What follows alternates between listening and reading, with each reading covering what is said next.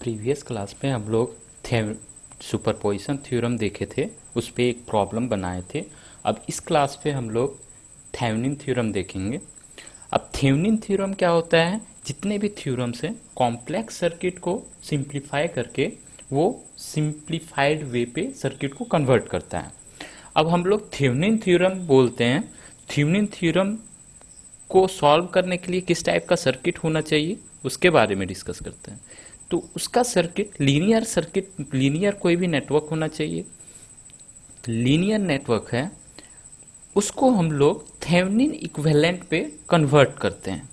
अब कोई भी circuit, complex circuit, linear network है, कोई भी कॉम्प्लेक्स है पूरा सर्किट्स, जैसे मान के चलते हैं हम कि ये कोई सर्किट है जो बहुत ज़्यादा कॉम्प्लेक्स है, मीन्स बहुत सारे कॉम्बिनेशन के हो सकते हैं। रेजिस्टेंस है, यहाँ से रेजिस्टेंस फिर से कनेक्टेड है, यहाँ से रेजिस्टेंस कनेक्टेड है, यहाँ से भी रेजिस्टेंस कनेक्टेड है। उसके बाद कुछ भी कॉम्प्लेक्स सर्किट हो सकता है, उसी को हम लोग शो करते हैं ब्लॉक डायग्राम के थ्रू कि ये कोई लीनियर नेटवर्क हो सकता है। अब ये सर्किट है कुछ इस टाइप का। अब इसको सिंप्लीफाई करके अगर कुछ फाइंड आउट करने बोले तो आपको फाइंड आउट करने के लिए ज़्यादा दिक्कतें हो सकती है, क्योंकि अगर हम केवीएल केसीएल कुछ भी लगाएंगे तो इस टाइप के सर्किट में हम लोग को आउटपुट नहीं आ पाएगा। तो अब यहाँ पे कुछ वोल्टेज सोर्सेज भी होंगे, कुछ करंट सोर्सेज भी होंगे। हो सकता है यहाँ पे एक करंट सोर्स है। तो इसके चलते क्या होता है कि अगर हम नोडल लगाएंगे या फिर केसीएल केवीएल लगाएंगे तो हमें सिंप्लीफाई नहीं हो सकता है। तो इसी सर्किट को सिंप्लीफाई करने के लिए थेवेनिन थ्योरम का यूज़ करके पहले थेवेनिन इक्विवेलेंट निकालते हैं। तो थेवेनिन इक्विवेलेंट निकालते हैं तो ये पूरा का पूरा मॉडल जो है, ये मैं कलर चेंज कर लेता हूँ। ये जो पूरा का पूरा मॉडल है, ये मॉडल कन्वर्ट हो जाता है एक वोल्टेज थेवेनिन से और एक रेजिस्टेंस थेवेनिन से, जिसको हम लोग दिखा सकते हैं।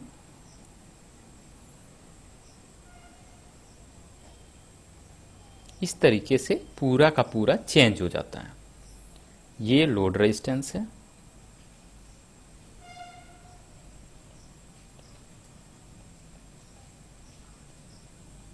ये पूरा जो सर्किट है उसको रिप्रेजेंट कर रहा है एक आरटीएच से और एक रिप्रेजेंट कर रहा है वीटीएच से। पूरा ये सर्किट रिप्रेजेंटेशन स्मॉल सर्किट में सिंप्लीफाइड वे में कन्वर्ट हो गया। इसी कन्वर्जन को थेवेनिन इक्विवेलेंट बोलते हैं। अब हम ये पैरामीटर्स फाइंड आउट कैसे करेंगे, ये क्या होते हैं, कैसे कैलकुलेट करेंगे, वो सारा चीज़ें हम लोग डिस्कस करेंगे लेटर।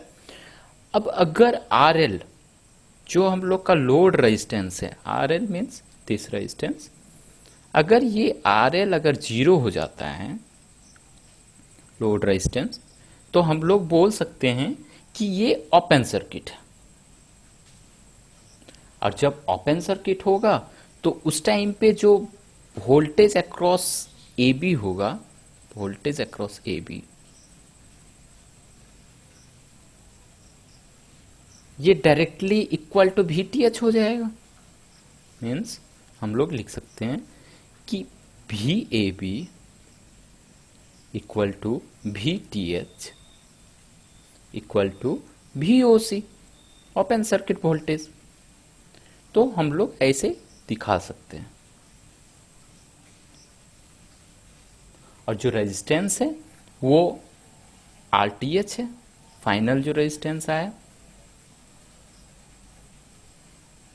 अब ये दोनों जो है वो डीसी सर्किट्स के लिए हम लोग आरटीएच यूज़ करते हैं, डीसी सर्किट के लिए। और अगर हम लोग उसमें एसी सर्किट का यूज़ करते हैं, एसी सर्किट्स के लिए, तो उस पर हम लोग जेडटीएच यूज़ कर लेते हैं, क्योंकि कुछ कंपोनेंट कॉम्प्लेक्स नेटवर्क्स भी रहेंगे तो इंडक्टर कैपेसिटर का वैल्यू को भी इंक्लूड करना होगा, इसीलिए हम लोग जेडटीएच यूज़ कर लेते हैं। अब हम लोग देखते हैं कि इसमें आरटीएच हम लोग फाइंड आउट करेंगे तो उसके लिए कौन कौन सा इंपॉर्टेंट पॉइंट्स हो सकते हैं। तो आरटीएच फाइंड आउट करने के लिए कौन कौन सा इंपॉर्टेंट पॉइंट्स हैं वो हम लोग देख लेते हैं एक बार। Important points,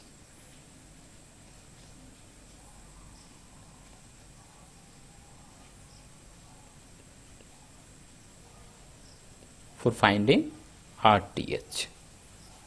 For finding RTH.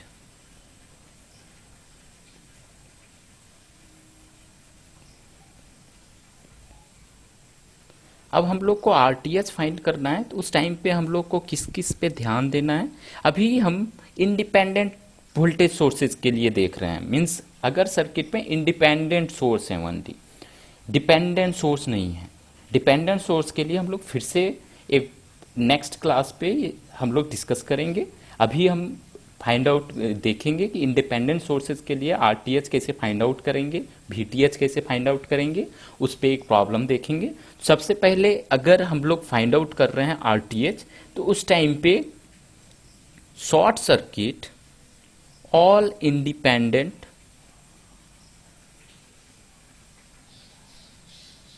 voltage source and open circuit all the independent current source। अगर सर्किट पे डिपेंडेंट सोर्स है तो उसको उसी तरीके से छोड़ देंगे। Do not touch dependent source।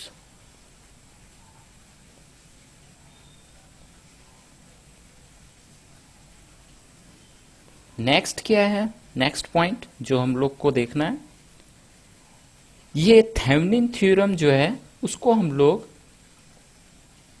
किसी सर्किट पे, किसी नेटवर्क पे हम लोग अप्लाई कर सकते हैं। applicable to all circuits। Next point है not applicable to non linear and unidirectional unilateral network. Not applicable to non linear and unilateral network।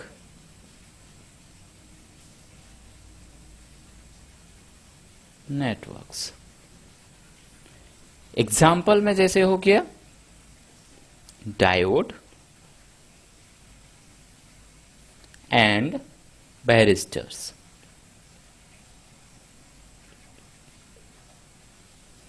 अब हम लोग कैसे फाइंड आउट आरटीएच करेंगे जब इंडिपेंडेंट सोर्सेज होंगे, वो हम लोग इंपॉर्टेंट पॉइंट्स देख लिए। अब हम लोग क्या करते हैं कि एक प्रॉब्लम करते हैं इस पे कि how to find RTH and VTH using Thevenin theorem. एक प्रॉब्लम लेते हैं, problem number 2, problem using Thevenin theorem. Find current, find current I equal to using Thevenin's theorem. फिर इसी प्रॉब्लम को हम लोग जब नॉर्टन थ्योरम डिस्कस कर लेंगे तो हम लोग फिर से देखेंगे कि नॉर्टन थ्योरम से सेम प्रॉब्लम को कैसे सॉल्व करते हैं। तो पहले हम लोग इससे सॉल्व करते हैं। क्वेश्चन राइट आउट कर लेते हैं। पहले एक क्वेश्चन लेते हैं हम कोई भी एग्जाम्पल के तौर पे। 1 ओम का रेजिस्टेंस है, यहाँ पे 10 वोल्ट वोल्टेज सोर्स है,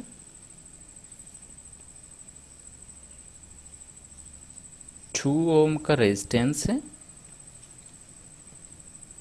करंट इज I जो हमें फाइंड आउट करनी है। 3 ohm resistance and 2 ampere source. Means यहाँ क्लियरली दिख रहा है कि हमारे पास 2 सोर्सेस हैं, यहाँ पे एक वोल्टेज सोर्स, एक करंट सोर्स। अब हमें 2 ओम के अक्रॉस करंट निकालना है, आउटपुट करंट। तो हमें यहाँ पे क्या करना होगा, इसको थेवेनिन इक्विवेलेंट के फॉर्म में कन्वर्ट करना पड़ेगा। मीन्स हमें निकालना पड़ेगा आरटीएच और वीटीएच एंड लोड रेजिस्टेंस, जो यहाँ पे लोड रेजिस्टेंस है 2 ओम।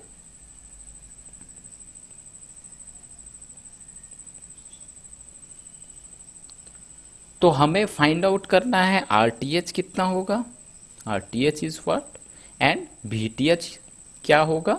उस जब ये दोनों हमारे निकल जाएंगे तो हमें करंट कितना है वो हमें फ्लो हो रहा है वो हम लोग डिस्कस कर लेंगे, निकाल लेंगे।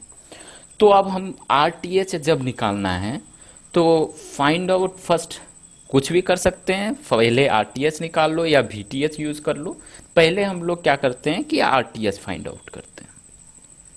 तो RTH के लिए हमने इंपॉर्टेंट पॉइंट्स बताया था कि short circuit all independent voltage sources, open circuit all independent current sources. तो पहले हम लोग इस पे देखते हैं, क्योंकि यहाँ पे डिपेंडेंट सोर्स नहीं है, केवल हम लोग इंडिपेंडेंट सोर्सेस का यूज किए हुए सर्किट पे। तो यहाँ पे दो वोल्टेज सोर्स भी है, करंट सोर्स भी है। तो वोल्टेज सोर्स को शॉर्ट सर्किट करना है और करंट सोर्स को ओपन सर्किट करना है, और जो लोड रेजिस्टेंस है उसके अक्रॉस निकालना है हमें। तो हम सर्किट को ड्रॉ करते हैं। ये लोड है हमारा, तो लोड के अक्रॉस हमें आउटपुट चाहिए। ये शॉर्ट सर्किट हो गया, ये 3 ओम हो गया, ये ओपन सर्किट हो गया। इसको चेंज कर लेते हैं, दिस इज ओपन सर्किट। क्योंकि ओपन सर्किट इसलिए हुआ क्योंकि वो करंट सोर्स है वहां पे। शॉर्ट सर्किट हो गया क्योंकि वोल्टेज सोर्स है, वोल्टेज सोर्स के लिए शॉर्ट सर्किट और करंट सोर्स के लिए ओपन सर्किट। अब हमारा जो सर्किट है वो बहुत ज़्यादा सिंप्लीफाई टाइप का दिख रहा है, तो हम उसको क्या कर सकते हैं,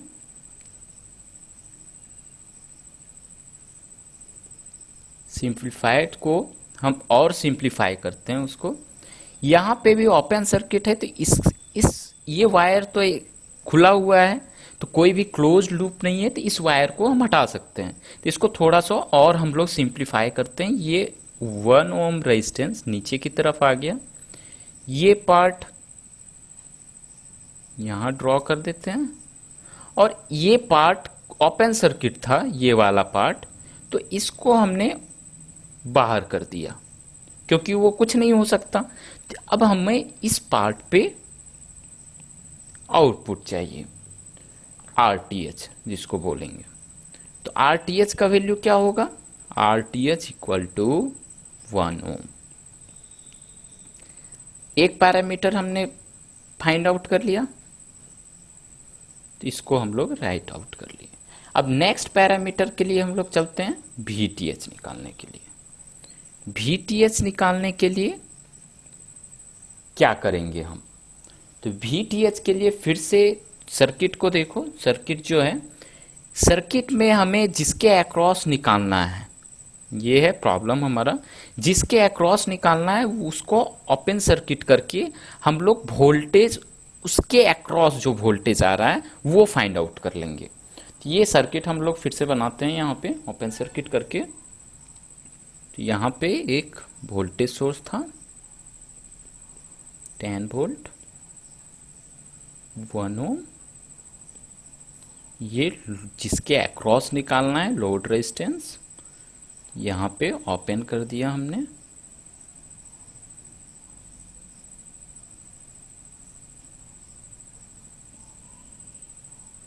टू एम्पियर करंट, यहाँ पे हमें इसके अक्रॉस VTH चाहिए, मीन्स यहाँ पे इसके अक्रॉस वोल्टेज चाहिए। तो वोल्टेज निकालने के लिए हम लोग के पास एक ही पैरामीटर है, यहाँ से एक लूप ले लो, क्लोज लूप, तो वोल्टेज का हो जाएगा। इसको अगर हम पॉजिटिव नेगेटिव लेते हैं तो यहाँ से अगर करंट फ्लो हो रहा है तो ये भी पॉजिटिव नेगेटिव, हम डिफ़िकल्ट ना हो उसके चलते लिख देते हैं। अब यहाँ पे हम KVL यूज़ कर लेते हैं। तो KVL का इक्वेशन लिखेंगे तो क्या लिख सकते हैं हम, KVL का यूज़ करना है तो KVL लिख सकते हैं यहाँ पे माइनस ऑफ VTH। कोई एक पॉइंट पकड़ो, या तो स्टार्टिंग पॉइंट पकड़ो या एंडिंग पॉइंट पकड़ो, तो उससे कोई भी इक्वेशन में गलतियां नहीं आती है। तो हम इनपुट जो स्टार्टिंग पॉइंट है उसको यूज कर रहे हैं, तो माइनस ऑफ VTH फिर प्लस। अब यहाँ से जो तो 2 एम्पियर करंट जा रहा है वही 2 एम्पियर करंट इधर भी फ्लो करेगा। यहाँ 3 ओम रेजिस्टेंस था, ये 2 एम्पियर तो यहाँ से जो जा रहा है इधर तो जा नहीं सकता है, इधर तो ऑब्स्टेकल और ओपन सर्किट है, यही करंट इधर भी जाएगा। मीन्स यहाँ पे पूरा सर्किट पे 2 एम्पियर फ्लो कर रहा है। मीन्स इसके अक्रॉस वोल्टेज देखेंगे तो उसके अक्रॉस वोल्टेज क्या हो जाएगा, first ending point plus, means plus 2 × 1। यहाँ पे देखते हैं इस सर्किट पे, तो इस सर्किट में स्टार्टिंग पॉइंट प्लस, यहाँ पे भी starting point plus, plus 10 volt equal to 0। अब VTH इक्वल टू क्या हो गया, 10 + 2 means 12 volt. VTH equal to 12 volt. अब हमारा थेवेनिन इक्विवेलेंट वोल्टेज भी आ गया, रेजिस्टेंस भी आ गया। तो अब हम लोग इक्विवेलेंट जो सर्किट होता है वो हम लोग ड्रॉ कर सकते हैं। मीन्स एक रेजिस्टेंस होता है, एक वोल्टेज सोर्स और हमारा लोड रेजिस्टेंस। तो यहाँ पे लोड रेजिस्टेंस कितना था, VTH हमारा कितना आया, RTH। यहां से देखते हैं VTH हमारा है 12 वोल्ट और RTH देखते हैं कितना आया था हमारा RTH आया था 1 ओम। एंड RL कितना था, RL था हमारा, ये RL था, तो RL इक्वल टू 2